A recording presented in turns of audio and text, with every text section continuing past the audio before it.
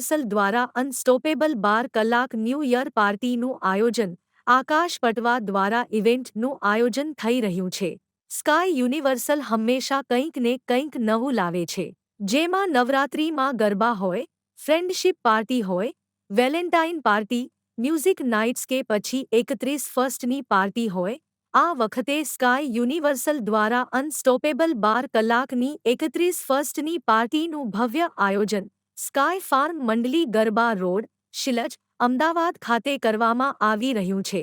Sky universal ઇવેન્ટ્સનું આયોજન આકાશ પટવા દ્વારા હંમેશા કરવામાં આવે છે. અમદાવાદીઓ મન મૂકીને ઝૂમી શકે એવી રીતે આ વખતે VVIP stage, photo booth, food stall, fire વર્કની સાથે એક જ સ્ટેજ પર 9 અલગ જે અમદાવાદીઓને ઝુમાવશે.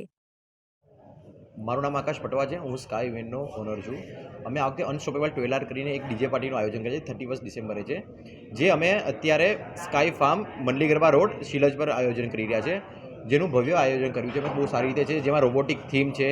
બહુ સારું આપણે એલઈડી પર થીમ રાખી છે આપણે, પ્લસ આપણે સારું સાઉન્ડ સિસ્ટમ છે.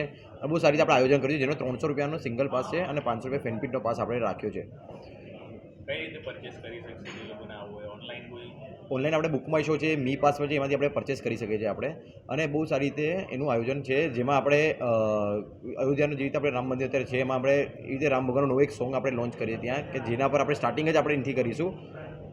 એવા સોંગ આવશે. નવો એક રોબોટિક થીમ છે, જે હજી સુધી અમદાવાદમાં થઈ નથી. એવી રોબોટિક અમે થીમ કરીએ છીએ, જે ફર્સ્ટ ટાઈમ એવી અમદાવાદ થાય છે કે 12. અને બીજી વસ્તુ કે 12 કલાક અમે એક સળંગ આયોજન કર્યું છે, કે અમદાવાદમાં હજી સુધી કોઈ 12 કલાકનું સળંગ આયોજન નથી કર્યું. અમે પહેલી વખત એવું ટ્રાય કરીએ છીએ કે લોકો 12 કલાક સુધી ડીજે પાર્ટીમાં નાચી શકે. કેટલા ઓડિયન્સ તમારે ત્યાં આવશે? આ વખતે અમારો એપ્રોક્સિમેટલી 3,500 થી 4,000 જેટલું ઓડિયન્સનો અમારો ટાર્ગેટ છે. કેટલો ઓડિયન્સ અમારે ત્યાં આવશે?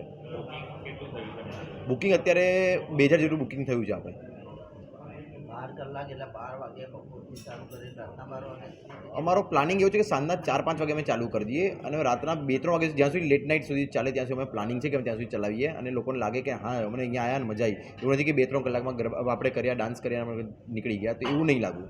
એવું આપણે પ્લાનિંગ છે. એનો ડ્રેસ કોડ કેવું કોઈ ખાસ? ના, ડ્રેસ કોડ એવું નથી, પણ હા એવું છે કે આપણે કે ડીજે પાર્ટીમાં છે એટલે ડ્રેસ કોડ એવો જ હોય કે વેસ્ટર્ન આપણે ડ્રેસ કોડ રાખીએ.